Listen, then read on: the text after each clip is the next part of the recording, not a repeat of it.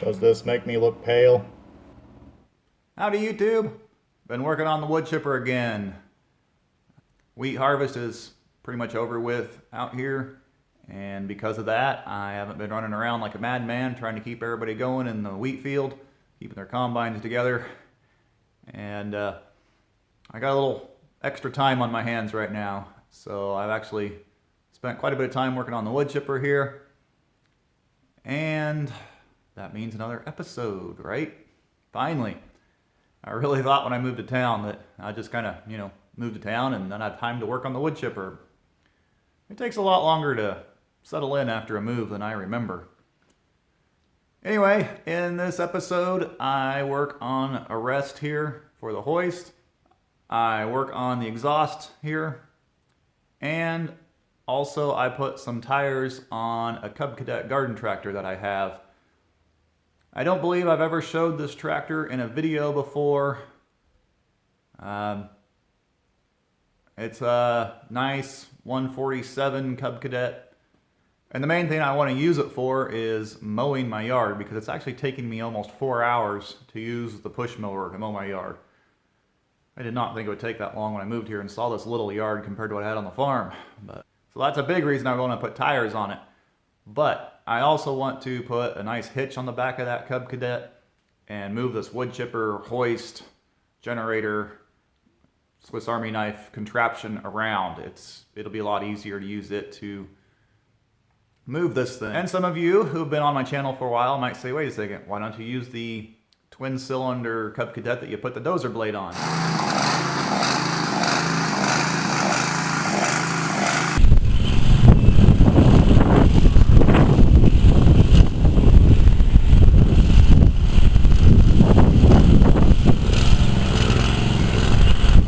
Well, that's because I put a dozer blade on it and also put that V-twin engine in it.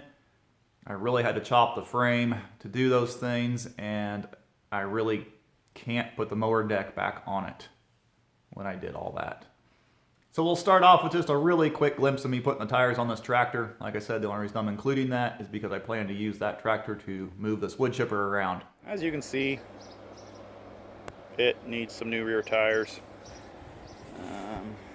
This one actually is staying up, which is a surprise, but that style of turf tire is just zero traction. They are worthless. Worthless. So I got these bad boys.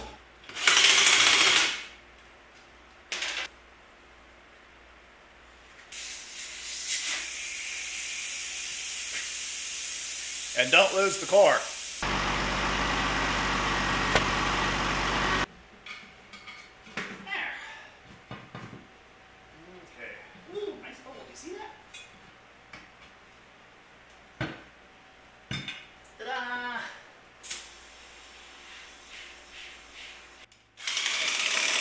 I thought I'd work on building a replacement fan for the generator here. So I'd really like to get this cover back on and actually make it look more like a generator. But I've decided against that at the moment. I'm actually going to try to find a replacement fan first before I decide to make one. We'll see. And then I was looking it over and I realized the exhaust. I need to work on the exhaust right now. I have it shooting over here. I was actually going to run it all the way over there and come up with a smokestack or something, but I think I'm actually going to bring it this direction. And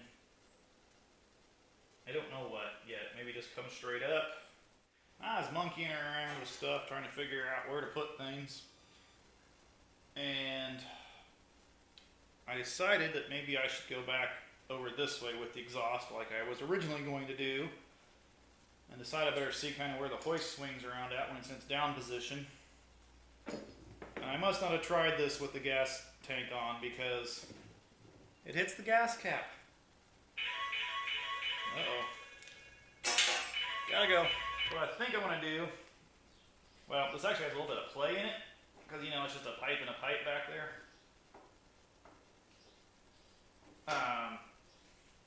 So I think I want to make a little mount here that this can rest on. before I go and start farting around with the exhaust and stuff. So for the vertical upright on that, I was going to use this piece of square tubing off this old plow part that I have laying here. And I was going to use my electric impact gun because my air compressor has bit the dust. It's no longer working. But anyway, I plugged it in and there it goes.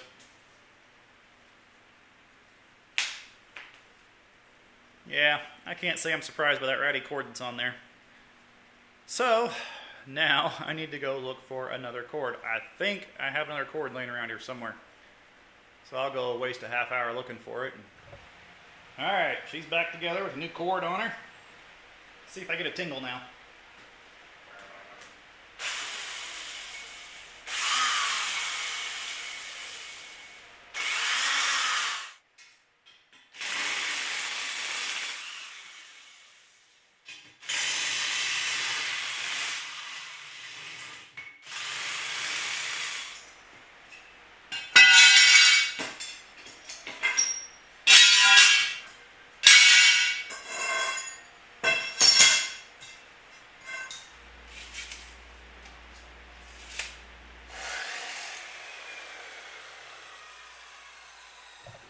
So I clamped the piece of square tubing for the upright in place where I want it. I'm going to bolt it on. I'm not going to weld it on because if I ever need to change it, move it, whatever, if I bend the crap out of it, you know, that kind of stuff. Or if I just want to get rid of this hoist off of here one of these days because it annoys me, you know. I want that thing removable.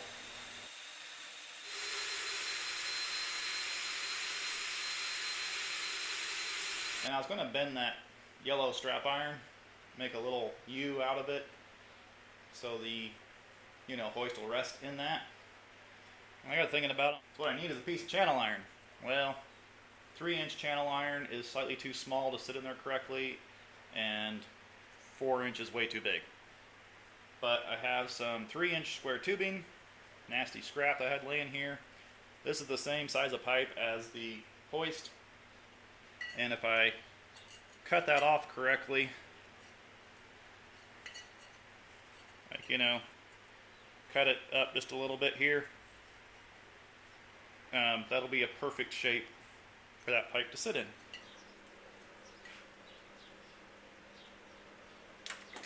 Okay.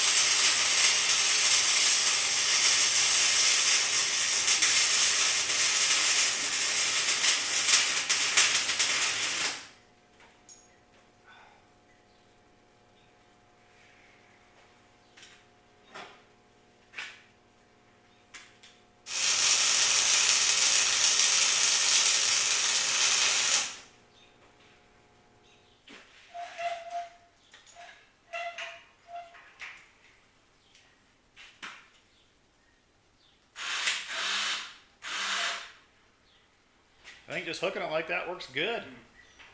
I was going to put a little loop down there, but I don't see anything wrong with that. It doesn't bind at all. So, sweet. I wish my sandblaster was going. Since my air compressor is down, my sandblaster obviously isn't working.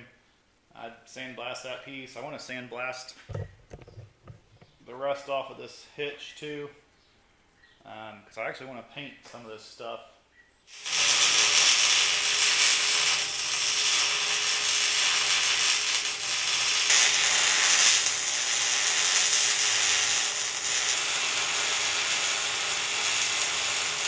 This is my quick little doodle of what I'm going to do. I changed my mind on having it offset like this through this first expansion chamber.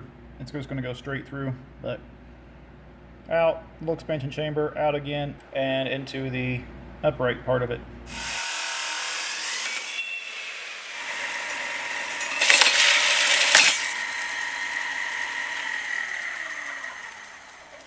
Yeah, I know these are not the right belts for metal, but it's all I could find locally, and I keep forgetting to order ones off of eBay. I really want a CNC plasma cutter. I can't tell you how badly I do. But I'm going to use my circle cutter to cut these out, to cut the outsides out. But the insides are different sizes, and my circle cutter just doesn't actually go down that small. So I'll probably end up having to drill them out. But what I did is I have this piece here, it's a spacer. If I draw around it with a chalk, it's actually really, really close to the outside diameter I want, and then I just used a center punch to give me my hole in the center. So I kind of held it like that. Center punched it, and then drew around the outside. And why I didn't actually turn the camera on when I was doing that, I don't know. Oh, let's see which size is 1/2 inch here. Not quite.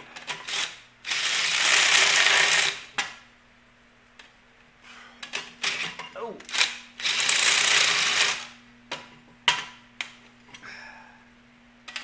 There we go. My bolt that holds this down on my circle cutter is 1/2 inch. So that's why I'm drilling them up to 1/2 inch.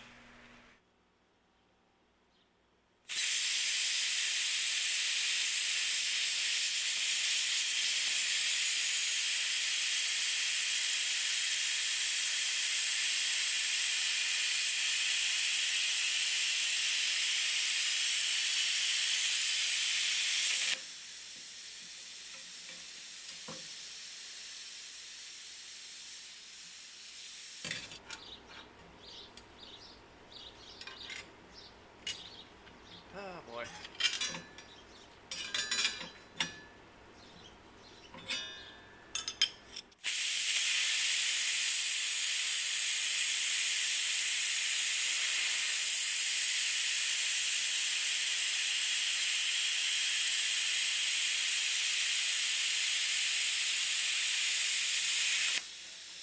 I also have just a magnet on this shaft. I can take this adapter off. Just put a plate on here, because I actually need one of these plates that has no holes in it. So hopefully by just dropping this torch down, I'm in the same setting. We'll see here.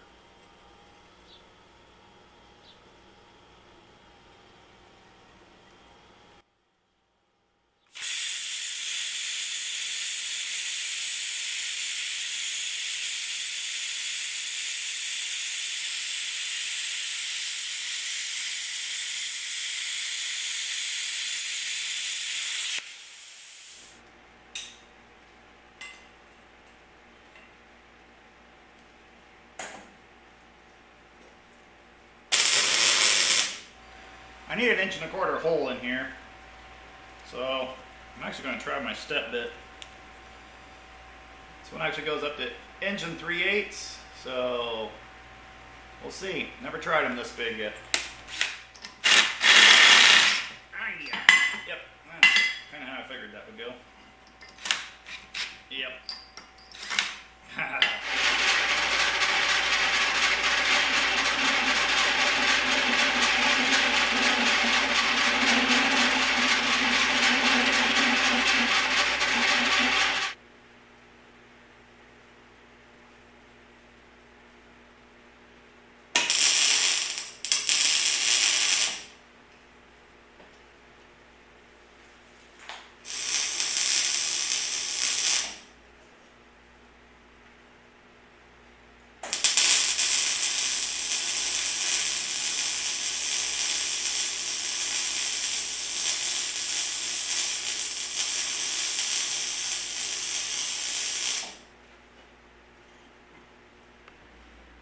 That's kind of neat.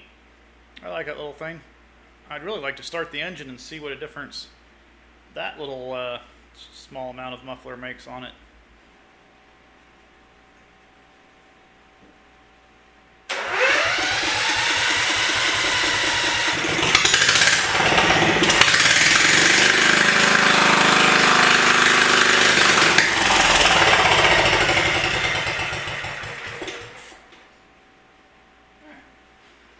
to make the exhaust tip up here first.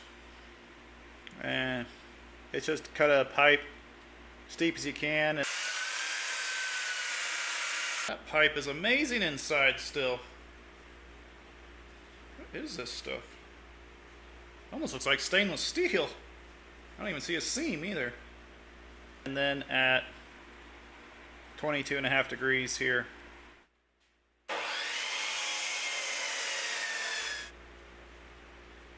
There we go.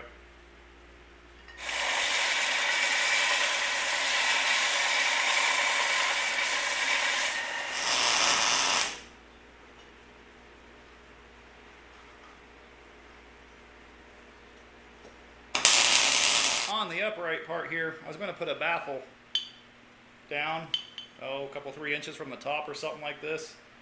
But the inside of this pipe is really nasty. And reaching down in there with the MIG welder is kind of a pain. So I think what I'm going to do is actually just cut about 3 inches off. And then just weld it back together. Slide this in between there. Weld it all back together.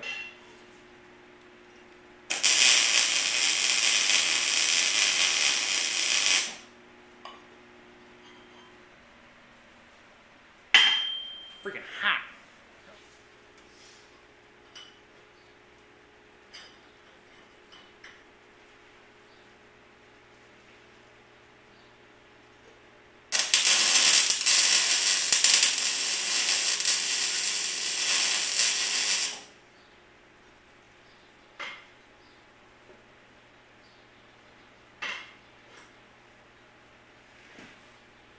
Actually looks right. Ah, I think I put it together right.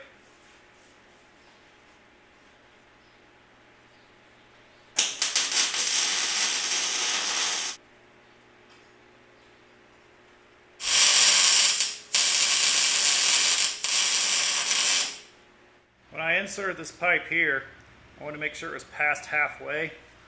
Because if it just came into this pipe, this would actually act like an amplifier. So if I get it halfway or slightly past, that actually dampens the noise. Hope you understand what I'm saying. Also, I left this section here unwelded. Since this is vertical, maybe a little bit of water and condensation can weep out of there.